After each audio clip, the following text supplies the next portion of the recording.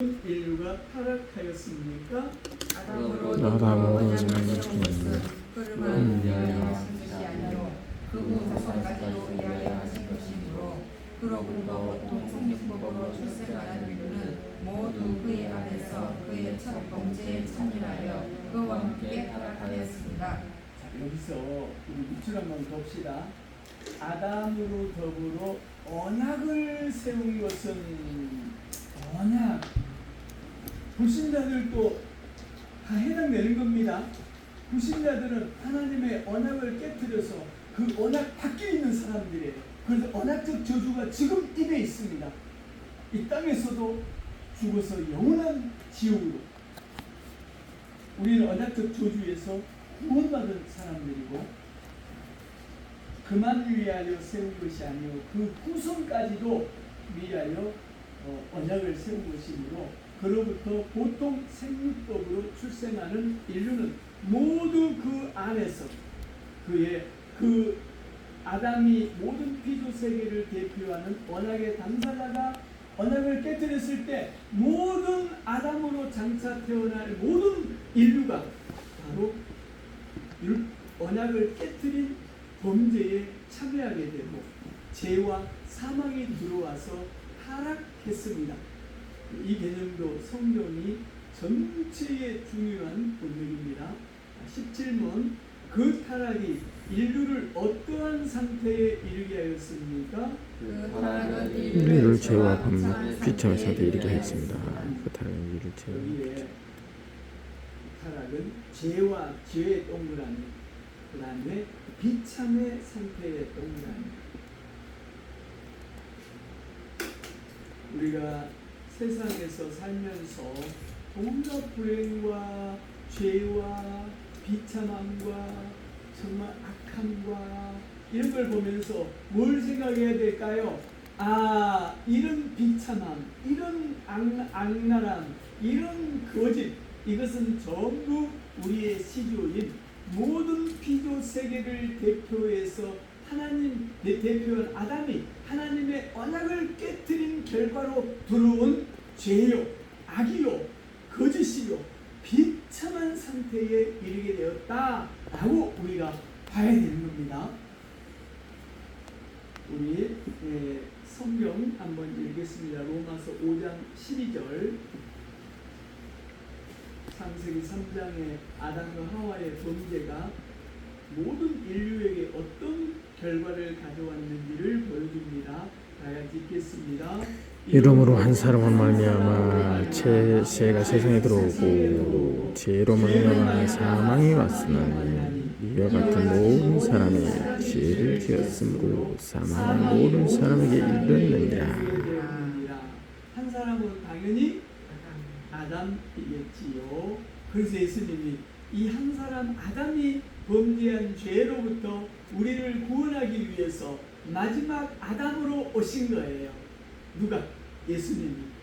그래서 우리가 죽음이 얼마나 두려운 일이고 얼마나 슬픈 일이에요. 우리가 죽음을 볼 때마다 뭐 생각해야 될까요? 첫사람, 모든 인류를 대표하는 언약의 당사자 아담이 범죄할 때 바로 범죄에서 우리에게 이 죄와 죽음이 들어왔다. 죄의 근원이 바로 아담의 언약을 깨뜨린 죄에서다. 우리 또 한번 2번 한번 읽었습니다. 읽겠습니다. 한 사람이 모르고 많은 사람이 모든 사람이 죄인 되었다는 거죠. 그 다음에 모든 사람이 죄를 범하였으며 하나님의 영광에 이르지 못하더니 파멸과 고생이 그 위에 있었다. 이것이 아담의 죄로 인해서 인류에게 들어온 죄와 사망의 결과를 이야기해 줍니다. 자, 이 과에서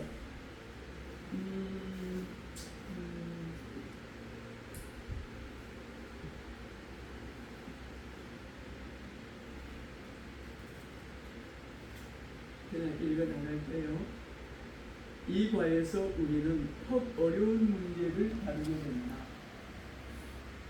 암과 같은 불치병에 걸린 사람이 의사가 하는 말을 듣기 싫어하듯이 죄인인 우리도 죄와 비참한 상태를 말하는 성경을 싫어한다.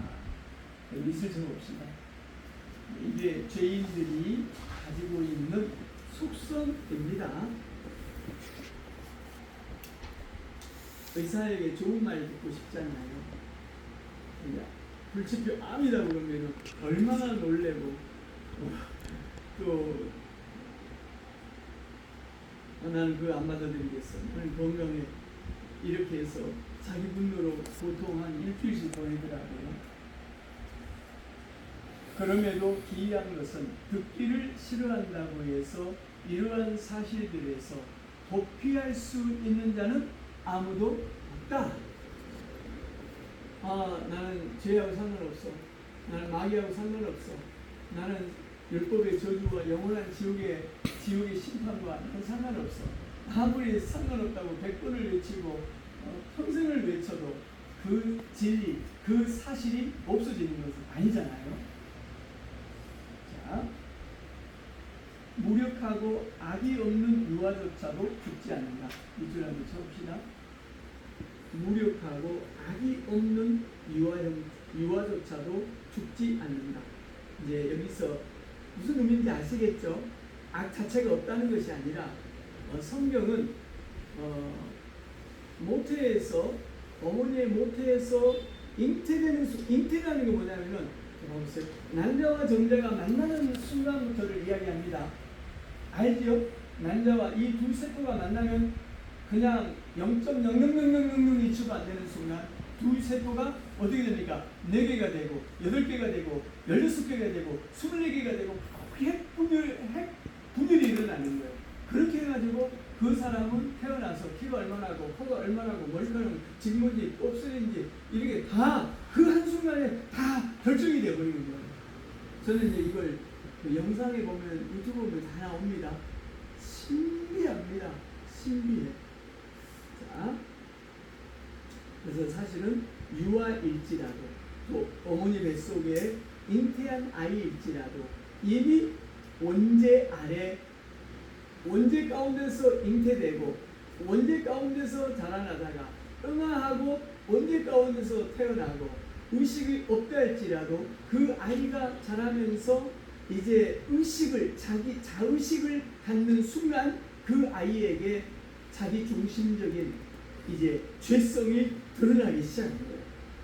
이 죄도 뭐 감당하기 어려울 만큼의 죄가 막 그냥 드러나죠. 여과 없이. 어른들은 그걸 커버하잖아요.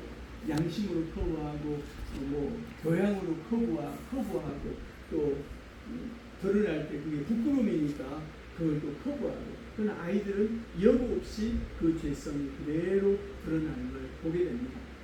자, 인간은 죄인이기 때문에 죄를 짓는 것이지 죄를 짓기 때문에 죄인이 아니다 라는 것은 완벽한 진리이지요. 자,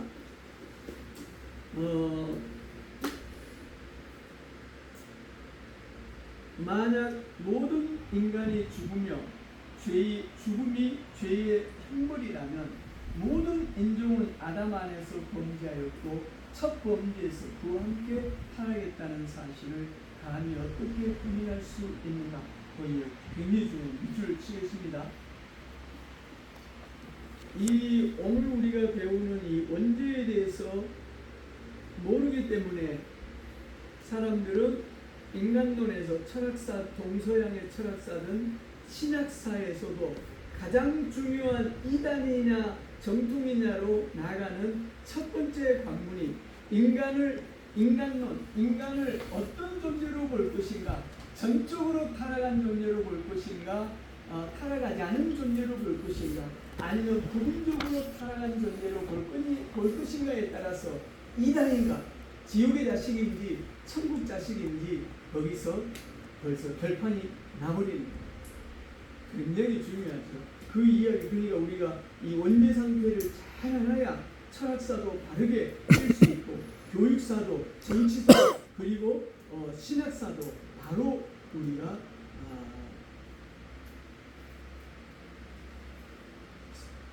정상적인 진리 안에 거할 수 있다. 우리가 중요하다는 말이죠. 모두가 죄인들이며 모두가 죽는다.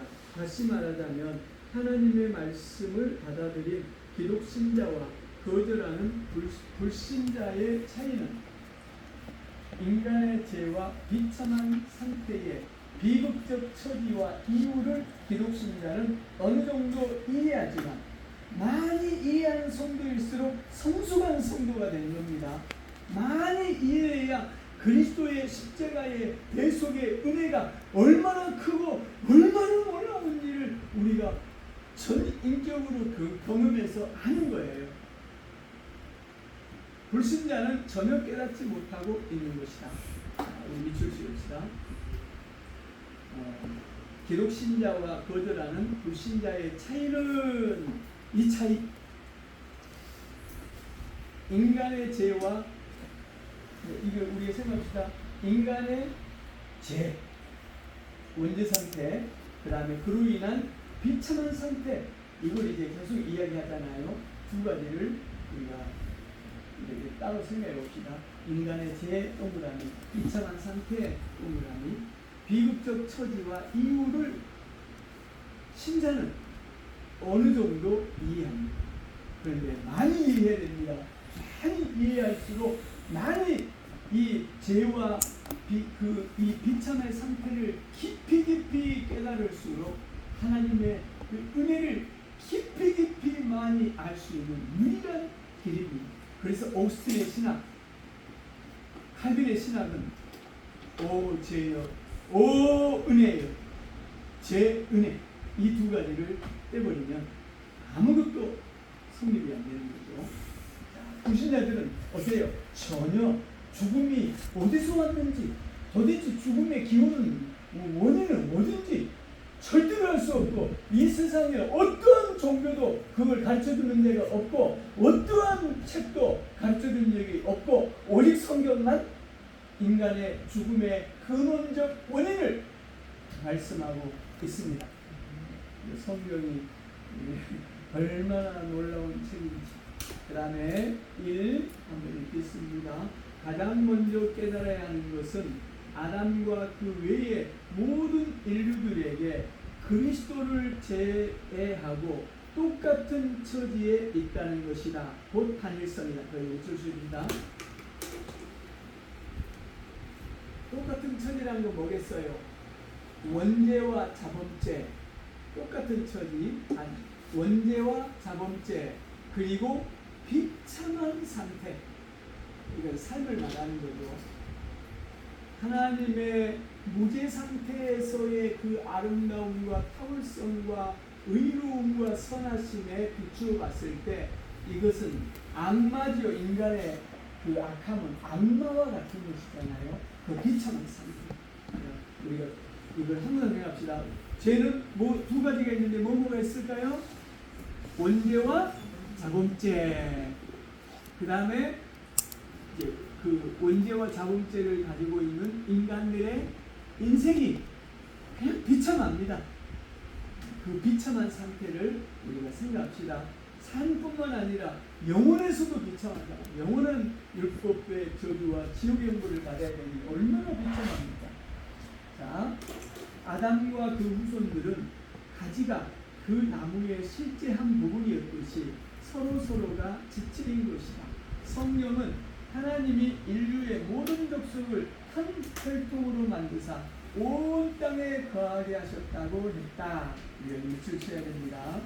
아담과 그 후손들은 가지와 나무가 실제 하나잖아요. 그래서 서로 지체인 것입니다.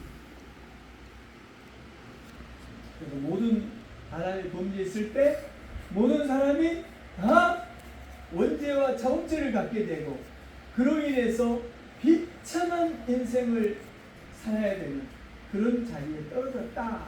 그런 의미에서 아담 아래 모든 후손이 아담과 같은 그런 단일성, 그런 죄와 비참한 상태에 떨어졌다. 자, 여기에 이 단일성을 나타내는 한 그림이 있다. 예수님은 나쁜 나무가 좋은 열매를 맺을 수 없다고 하셨다. 여기 나쁜 나무가 있다. 도리가 열매를 따서 먹어보았다. 도리가 그 과일을 깨물어 보니 그 열매는 매우 쓴맛이었다. 그래서 도리는 불쾌감을 나타내었다. 이 과일은 왜 나쁜가? 우리 한번 밑줄 쳐봅시다. 이 과일은 왜 나쁜가? 두말할 나위 없이 그 과일은 나쁜 나무에서 맺혔기 때문이다. 나쁜 나무에서. 죄인에 대해서 죄가 맺히듯이 나쁜 나무에서 좋은 것을 기대할 수 없다. 나쁜 데서는 나쁜 것만 나올 뿐이다. 그래서 봐보십시오. 성경적 인간론, 이 성경의 이제 그 근대 보수주의라는 것은 그 교육이든 정치든 보수하는 것은 거의 이제 그리스도인이죠. 완전히. 그런데 이런 여기서 나온 거예요. 인간은 원죄와 자본죄를 가지고 있기 때문에 비천한 존재들이다. 비천한 사람은 살지 않을 수 없다. 게으르고 악하고 속이고 온갖 자기 유익을 위해서 무슨 짓도 할 수 있는 그런 자들이다. 그러니 어떻게 할까요? 보수주의자는 뭘 많이 가져야 돼요? 규범을 만든 거예요. 뭐 하기 위해서? 죄를 억제하기 위해서. 그래서 오전에도 말씀드렸죠. 미국의 이런 사법부가 특히 대법원 최종적인 사법부 대법원이 뭘 해놓냐면 2중 3중으로 인간들의 대중의 우매함으로 그 여론을 통해서 나쁜 것을 요구할 때 그것이 결정적으로 헌법적으로 NO 할 수 있는 장치를 만들어 놓은 거예요. 그걸 다 염두하고 무슨 알겠죠? 그래 인간은 이 성경의 인간은 인간을 믿을 수 있는 존재가 아니에요. 인간을 믿을 수 있는 존재가 아니고 우리는 섬기는 존재입니다. 섬기는 거예요. 그러니까 사람을 하나님처럼 믿었다가는 그 자체가 웃기는 것이고 반드시 배반을 당하고 반드시 그 쓴맛을 인생의 쓴맛을 당하지 않을 수가 없는 거예요. 인간은 하나님처럼 신뢰의 존재가 아닙니다. 내 자신을 신뢰할 수 없는데 누구를 신뢰할 수 있겠어요? 근데 안 그럴 것 같아요? 어떤 엄청난 부자가 될 수 있는 그 어떤 막 기로에 선다고 생각해 보세요. 사람의 마음이 요동칩니다. 믿음에서 떨어지면 우상숭배자 바로 되는 사람을 그런 의미에서 진짜 신앙으로 연관되지 않는 사람을 우리가 믿는 것은 어리석은 거다. 이런 굉장히 중요한 겁니다. 자, 마찬가지로 성경은 보통 생육법, 한 아내와 남편 사이에 이제 계속 아이가 출생되잖아요. 출생한 아담의 후손이 본질적 부패할 수밖에 없음을 확신시킨다. 죄가 뭐가 됐다는 거예요? 옆에 한번 써봅시다. 죄와 사망이 전가된 첫사람 아담으로부터 죄와 사망이 전가된 이게 언약적 저주예요.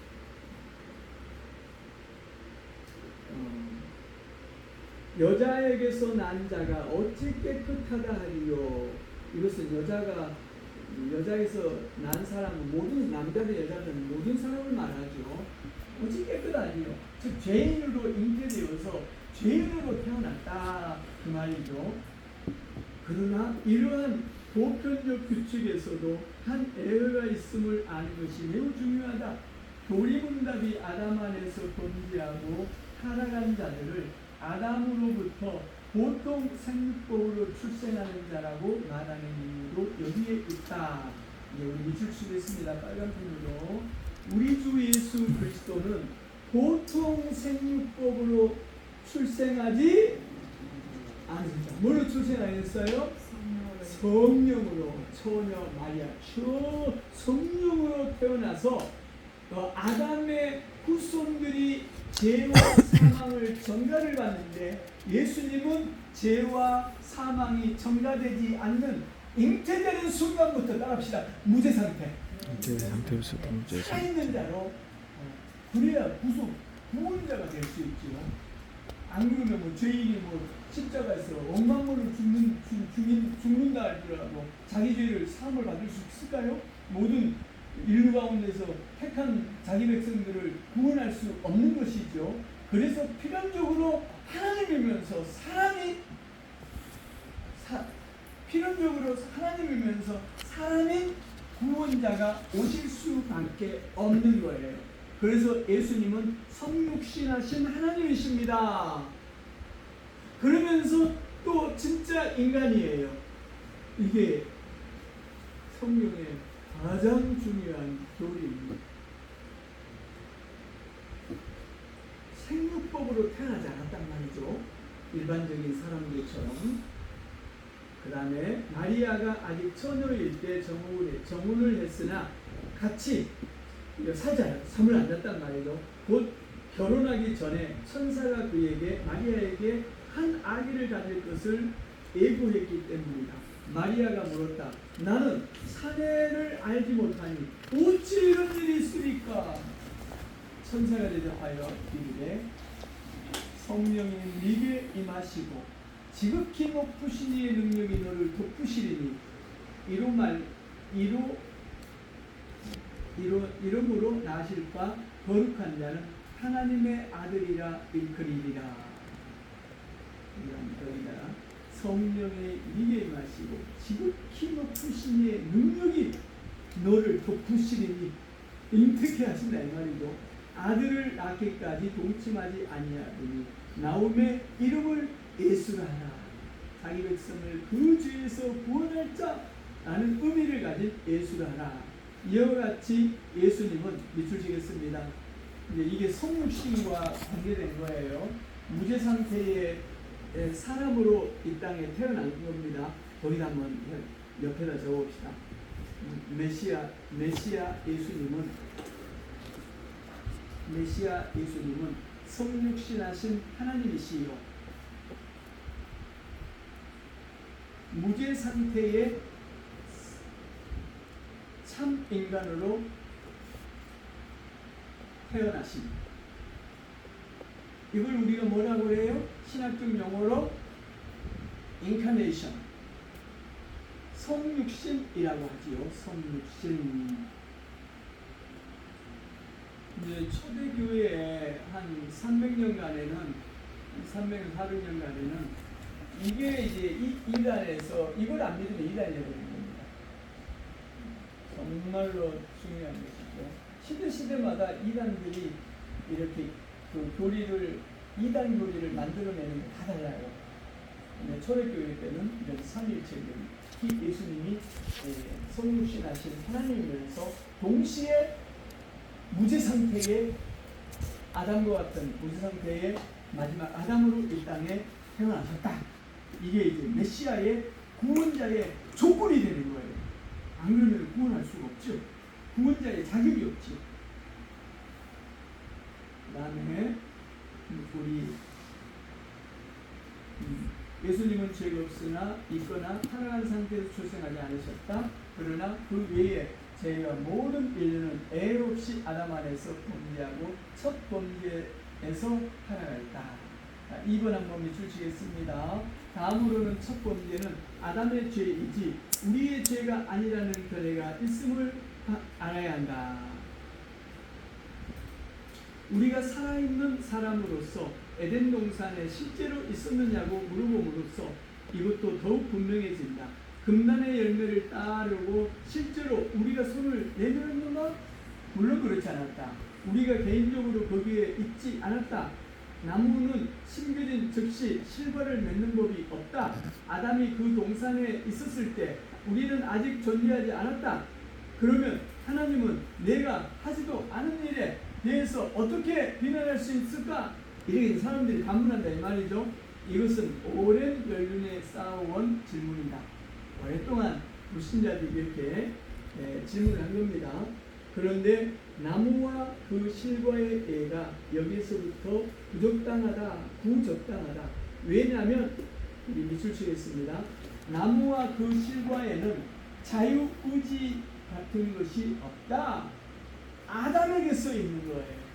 그러니까 죄의 원인이, 기운이나 원인이 선악과에 있는 것이 아니라 하나님처럼 되려는 욕망을 가진 아담에게 이게 있었던 것이죠. 아담의 자유의지가 그걸 선택했기 때문에 이것을 좀 더 그러나 아담에게 우리가 유죄가 된 것은 그가 자기의 의지를 자유로 그릇된 것을 선택했기 때문이다. 좀 더 설명이 필요하다. 바울은 로마서 5장 19절 우리 다 같이 한번 읽어봅시다. 한 사람이 순종치 아니하므로 한 사람이 많은 사람이 죄인 되었다고 하였다. 모든이라고 이렇게 해주세요. 모든 사람이 죄인이 되었다. 그래서 아담이 온 인류의 조상이라는 사실과 또 그는 인류를 대행한 대표자였다. 그럼 이쪽을 적읍시다. 아담은 온 인류의 조상이라는 사실, 그는 인류를 대행한 대표자, 인류를 대표하는 언약의 당사자라는 말이 진실로 중요한 신학적 의미입니다. 중요한 이미 제 식과에서 이것을 배웠다. 그리고 이것이 어떤 이에게는 불공평하고 부당하다고 항상 생각된다. 왜냐하면 그들은 처음부터 저주를 받았고 선택할 수 없기 때문이다. 이해하시죠? 모든 사람이 아담이 언약을 깨뜨리고 난 다음에 죄와 사망이 들어왔습니다. 율법의 저주와 영원한 지옥의 형벌이 들어왔어요. 그런데 하나님 성경에 보면 어떤 사람은 구원하기를 선택하시고 어떤 사람은 그냥 죄 가운데 그냥 유기 내버려 두고, 그러면 이걸 가지고 사람들이 그때나 지금이나 계속해서 말해요. 그거 불공평한 거 아니에요? 하나님이 불공평한 거 아니에요? 차라리 모든 사람이 구원 받지 않도록 하지. 왜 어떤 사람은 구원하고 어떤 사람은 구원하지 않는 거예요? 그런 하나님이라면 안 믿겠어요. 저한테 그랬어요. 그리고 어렸을 때부터 예수님을 믿던 그 사람이 신앙이 어찌됐을까요? 지금은 교회에 안 나올 것 같아요. 이것도 몇 번 하고 엉망진창이 돼버리죠.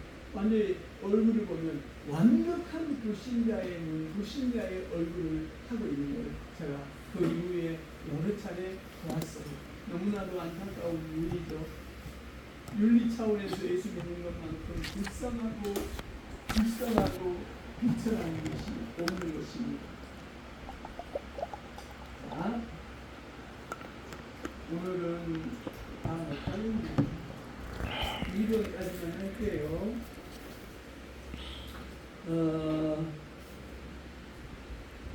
내가 만약 아담의 위치에 있었다면 범죄하지 않았을 것이다.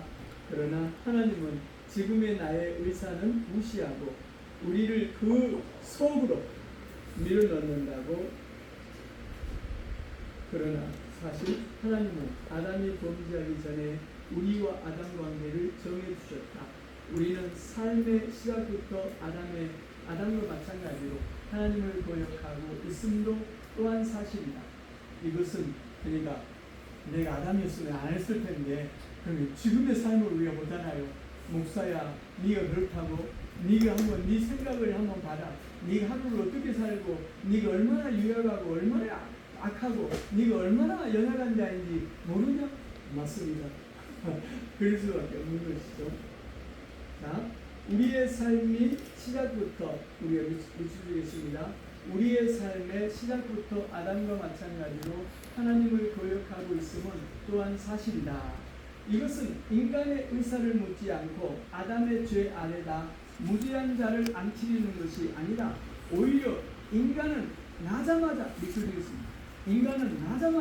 아담의 죄 아래 있으며 죄 많은 본성을 가지고 아담처럼 죄짓고자 함을 발견하게 된다. 성령은 계속 읽어주겠습니다. 악인은 모태에서 멀어졌으며 나면서부터 곁길로 나아가 거짓을 말하는 거다. 다윗도 그랬죠. 내가 어머니의 모태에서부터 죄악 가운데 출생하였으며, 미술 거기 한번 써봅시다. 조그만하게. 어머니의 모태에서부터 죄악 가운데 잉태되었음. 잉태해가지고 출생하는 것이죠. 어머니의 모태에서부터 죄악 가운데 잉태하러 하셔가지고 출생하였습니다. 다시 고백인데 성령의 가르침입니다. 이런 구절이 많이 있어요. 오늘 여기까지 할게요. 조금밖에 안 나가네요. 한 번씩 끝내려고 했더니 스코트 모든 위대한 신학자들도 죄의 신학을 세우고 비로소 은혜의 신학이 세워진다. 죄의 신학의 깊이를 모르면 결단코 예수 그리스도의 은혜의 신학의 부유함을 알 길이 없다. 똑같이 죄사함을 받았는데 어떤 사람은 자기 속에 삶 속에 어마무시한 죄의 실체를 발견하고, 와, 예수님 아니면 내가 진짜 율법의 저주와 천년없는 영원히 지옥에서 마귀와 귀신들과 함께 살았을 텐데, 와, 나 같은 죄인을 구원해 주신 주님, 예수님 감사, 아버지 찬양해요. 그렇게 하는데 본인이 죄가 많다고 생각지 않고 죄가 성령에게 조명하심을 받지 않았으면 하나님의 사랑이 그만큼 작아지는 거예요. 구원이 작아지는 거예요. 그래서 구원 받을 거 아니야? 이렇게 된단 말이죠. 그럼 큰일 납니다. 그래서 우리 이 시간에 하나님 죄의 견고한 신학 위에 은혜의 신학이 세워지게 하십시오. 우리 다 같이 따라합시다. 죄의 견고한 신학 아래, 죄의 견고한 신학 아래 위에 은혜의 신학이 세워지게 하옵소서. 은혜의 신학이 세워지게 하옵소서. 은혜의 신학은 은혜의 복음을 말하는 거죠. 신학. 우리 다 같이 기도하겠습니다. 하나님 아버지, 하나님 아버지 감사합니다. 아버지 하나님 아버지, 올해는 알지 못해서부터 죄악 가운데 잉태되었으나 올해는 아버지 우리의 크신 은혜로 말미암았습니다. 하나님의 자유로 삼아주시고 하나님 아버지 주여 주님의 우리 아버지 구원의 가운데 영원한 저주 가운데 있을 수밖에 없는 주의 성령의 인도하심과 승리하심으로 하나님의 통치하시는 그 믿음으로 또 하나님 아버지 주님을 닮아가기를 원하는 저희들에게 하나님 아버지 제 날마다 성화되어져 나가는 그 과정을 또 하나님 훈련하고 또 성취해 나가는 그 기쁨으로 하루하루를 우리 하나님 앞에 우리의 성결한 삶이 되어서 그 성결함으로 성령의 통치함과 인도함을 받는 저희들 또 하나님 아버지 하나님께 영광 돌리며 주께서 우리 하나님 아버지 만유의 주 되시고 우리 아버지 하는 것을 깨닫게 도와주시옵소서. 오늘 또 우리 하나님께서 함께 해주시고 모든 순간순간 우리의 말 한마디 행위 한마디 행위 하나하나가 우리 주 앞에 우리 아버지 하나님 아버지, 죄의 신학이 깊어지고 하나님의 율법을 통해서 우리 속에 우리의 삶 속에서 인간관계 속에서 우리의 마음의 중심의 세계에서 그 아름답고 완전한 그 의로운 율법의 비침을 받아 마치 MRI로 우리의 죄의 실상을 목도하고 느끼고 그 죄라는 거대한 세력을 전인격적으로 경험하여 이 죄 때문에 성육신하신 하나님이 마지막 아담으로 오셔서 십자가의 속죄의 희생을 당함으로 내가 구원받은 하나님의 자녀가 되고 양자가 되었구나 하는 하나님 아버지의 그 불가해한 대속의 사랑을 찬양하고 그 은혜의 복음이 그 계속의 사랑이 우리의 삶 가운데 가득해지기를 원합니다. 죄의 신학이 온전치 않을 때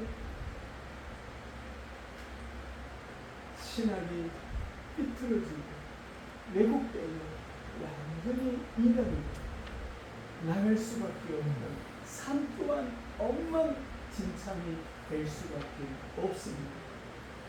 하나님의 율법을 사랑하고 죄가 심히 죄되게 드러나서 그 죄가 드러나면 드러날수록 즉시 예수 그리스도의 십자가의 대속에로 나아가 그 은혜가 얼마나 크고 그 대속의 사랑이 얼마나 부유한지를 알고 영원토록 삼일체 하나님 만군의 주 여호와 하나님을 찬양하고 기뻐하고 좋아하고 친밀하게 합니다.